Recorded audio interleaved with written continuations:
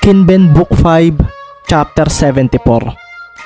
Isang timeout agad ang sagot ng Falcons sa biglaang unexpected plays na ginawa ni Mendez. 8 pa ang lamang nila, pero nakita ni Coach Torres ang nangyaring epekto ng ginawa ni Ricky Mendez dito. Pagdating nga sa bench ng mga players niya ay agad niyang nilapitan si Derek at kinumusta. "I'm okay, coach." Sagot naman ni Soko na agad na binigyan ni Reggie ng maiinom. "Huwag mong isipin ang ginawa ni Mendez, lamang pa tayo," sabi nga ni Aguilar. Si Tank naman ay napaseryoso rin dahil pakiramdam niya ay napahiya siya sa ginawa ng maliit na player na iyon kanina. Nararamdaman din nga niya ang kagaya ng kay Derek at ang paghinga ng malalim ang ginawa niyang pantanggal dito. Hindi nga basta-basta ang isang iyon. Nangyayari lang ito sa akin kapag nasa Maharlika League ako. Ang pakiramdam na ma-overwhelm sa lakas ng kalaban ko. Ibig sabihin ba nito ay nasa ganoong level na ang Mendez na iyon? Tanong nga ni Tank sa sarili na napasulyap sa kabilang bench. Imposible. Kinausap nga ni Coach Torres ang kanyang mga players at binigyan ng bagong strategy kung papalpak ang ginagawa nila kay Ricky Mendez at Romero. Tinapik pa nga niya sa balikat si Derek. "Relax, Derek. Bawian mo si Ricky Mendez. Pati si Maki Romero. I know aalis ka na sa team, kaya gusto kong maging maganda ang posibleng last game mo sa akin." Sambit nga ni Coach Torres at napaseryoso naman si Derek sa kanyang narinig mula rito. How did you know that, coach?" Mahinang bulalas ni Derek at siya na nga lang ang naiwan dahil sina Tank ay nasa loob na muli ng court. "Ramdam ko lang naman, Derek. Galingan mo. Tutulungan ka ng mga kasama mo. Magtiwala ka lang sa kanila."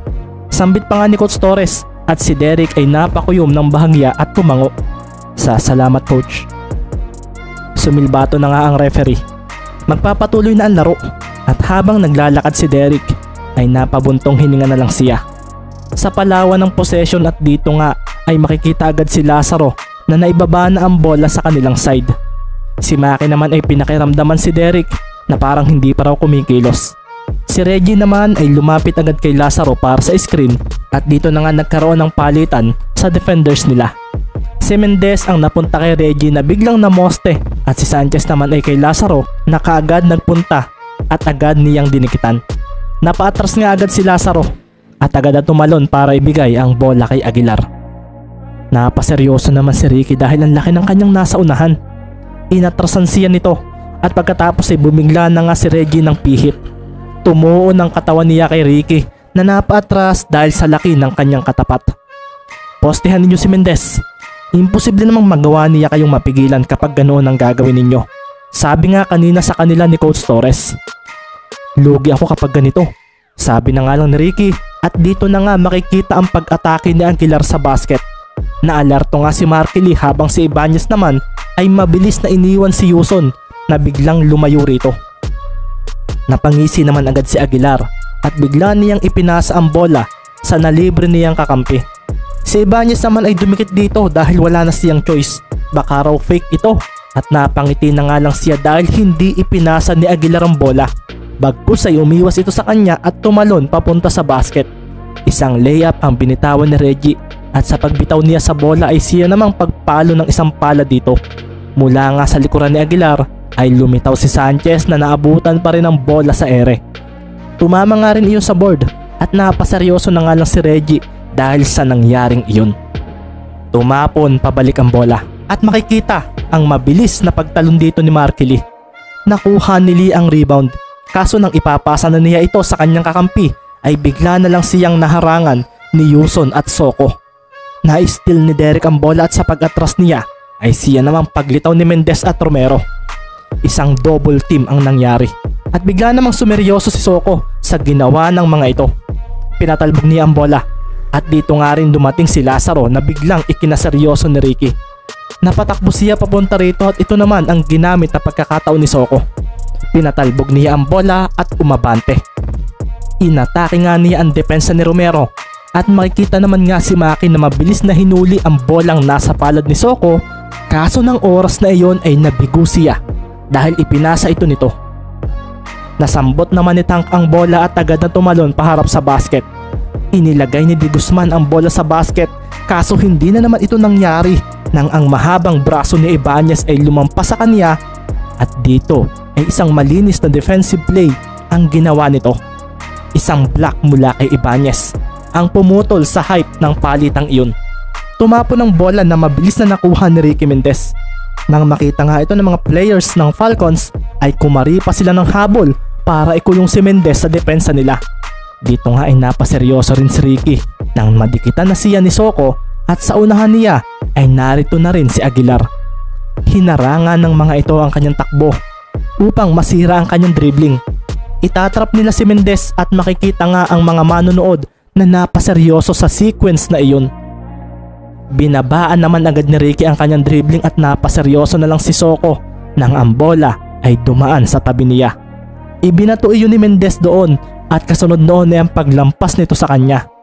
Napatayo na nga ang mga manonood na nasa mataas na bahagi dahil sa ginawang iyon ni Mendez. Naunahan nito si Soko at pagkakuha nito sa bola ay biglang dinala ng kanang kamay nito ito. Pagkatapos ay walang tingin ang itinulak ng bato papunta sa kanang direksyon. Dito nga ay makikita ang pagdating ni Romero at pagkasambot nito sa bola ay agad itong tumalon palapit sa basket para sa isang libreng layup. Muling nakapuntos ang Kalapan at agad na napacheer ang mga players nila na nasa bench. Isang malakas na apiran din ang ginawa ni Ricky at Maki. Paano ninyo tatapatan ang tandem na iyan? Iyan ang gusto kong mag-boom nang maging magkakampi sila. Ang dalawang iyan na magbibigay sa team ko ng offensive power na kakailanganin namin para manalo sa Maharlika League. Sabi naman ni Coach Isaiah sa sarili.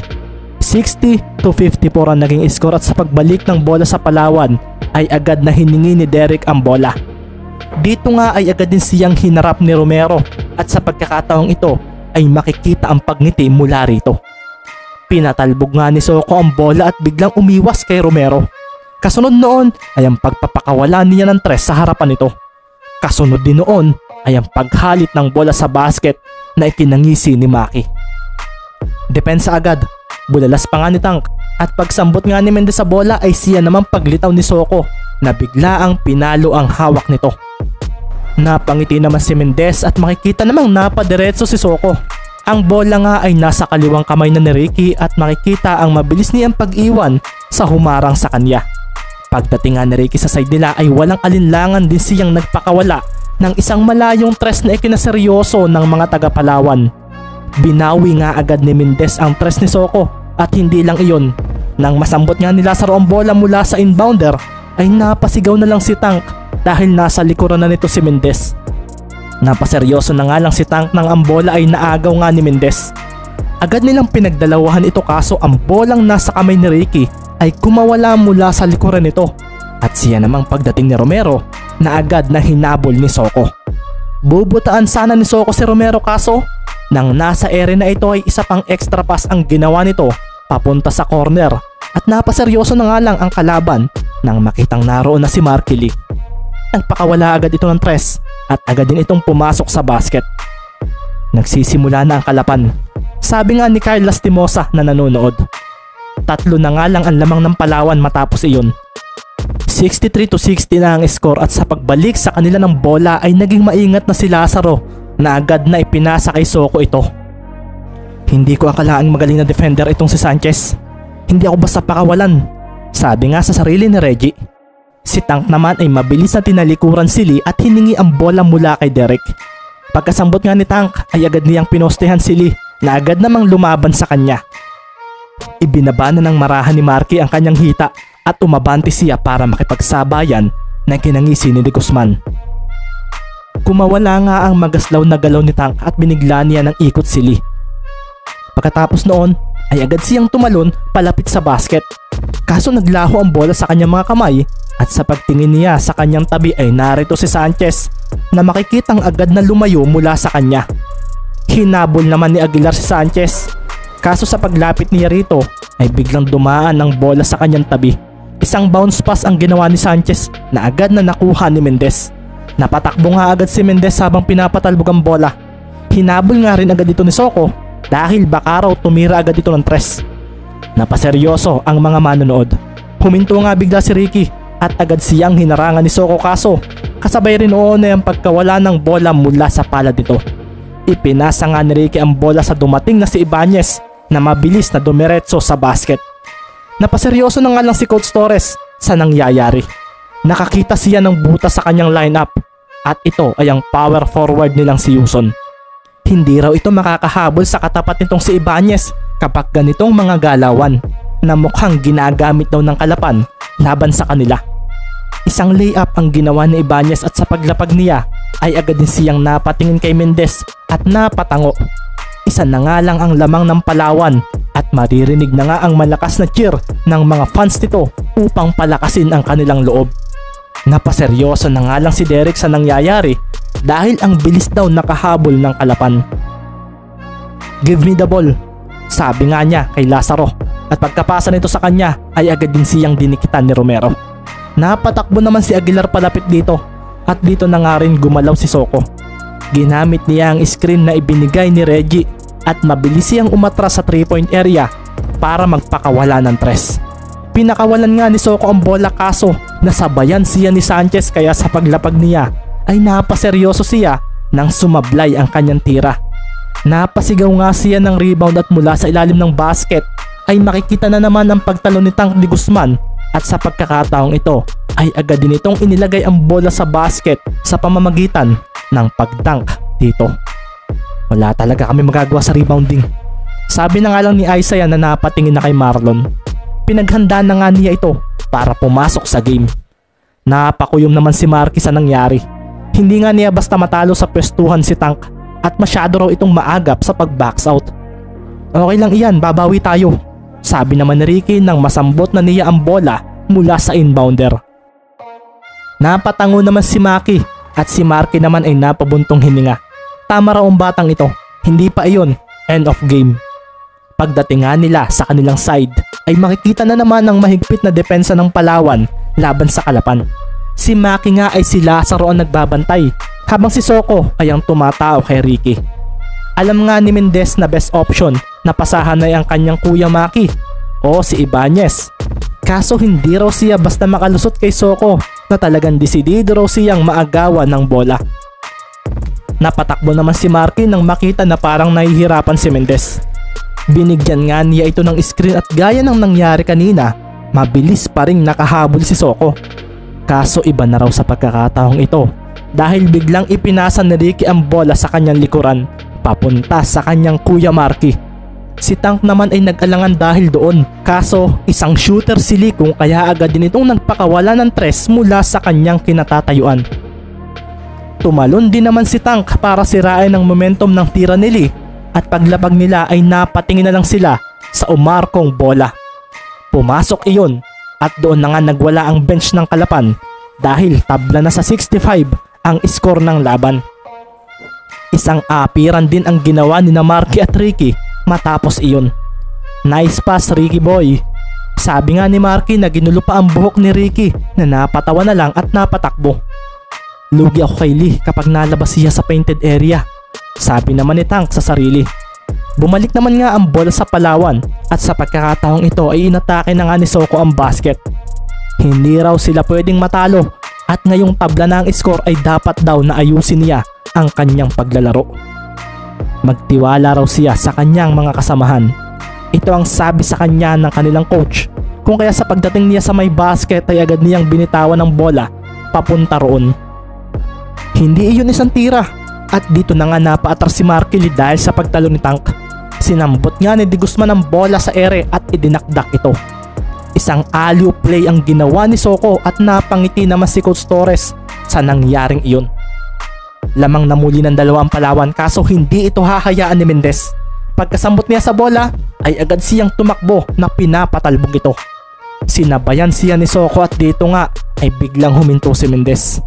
Napadiretso naman si Soko at sa pagbalik niya ay siya naman pag-abante ng ball handler na naging dahilan upang siya ay maiwan. Ang linis ng crossover na iyon at ang mga manonood ay napaseryoso dahil nagawa ito ni Mendez kay Soko. Nakatabla muli ang Kalapan dahil sa response ni Mendez. Depensa na, bulalas pa ni Mendez na hindi na raw papayag na makuha pa ng Palawan muli ang momentum. Pagkasambot nga ni Lazaro sa bola ay agad siyang hinarangan ito. Napaatras si Lazaro at agad namang dumating si Soko para kunin ang bola bago pa raw ito maagaw ni Mendez. Pagkasambot naman ni Soko ay siya namang paglitaw ni Romero. Tila isang full court press defense ang ginagawa ng kalaban sa kanila. Napatakbo tuloy si Aguilar para sa screen at upang maitawid nila sa gitna ang bola.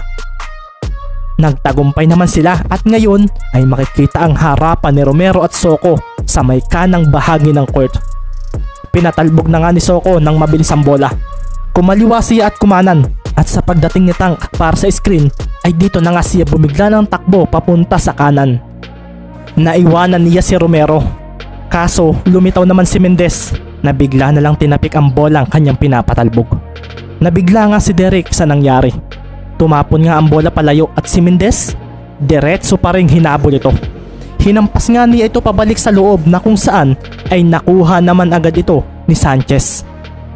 Baba agad, bulalas nga ni Coach Torres sa kanyang mga players. Napatingin na nga lang si Derek kay Ricky na muling nakabalik sa loob ng court. Isang bagay nga ang kanina pa niyang napapansin dito. Idinakdak nga ni Sanchez ang bola at si Ricky ay napakuyom pa at napayes dahil sa nangyari. Nakita nga ni Derek kung gaano kasayang maglaro si Mendez. Walang pressure at nananatili pa rin kalmado sa kahit anong sitwasyon. Derek, dapat kapag maglalaro ka ng basketball, maging masaya ka. Ha? Need ba iyon para maging magaling? Hindi. Pero kailangan mo iyon para mahalin ang larong ito. Kinilabutan na nga lang si Derek nang marinig niya iyon mula sa kanyang kasama. Ang corner raw ng mga linyahang iyon. Bakit daw niya mamahalin ang basketball? Gayong pampalipas oras niya lang naman daw ito.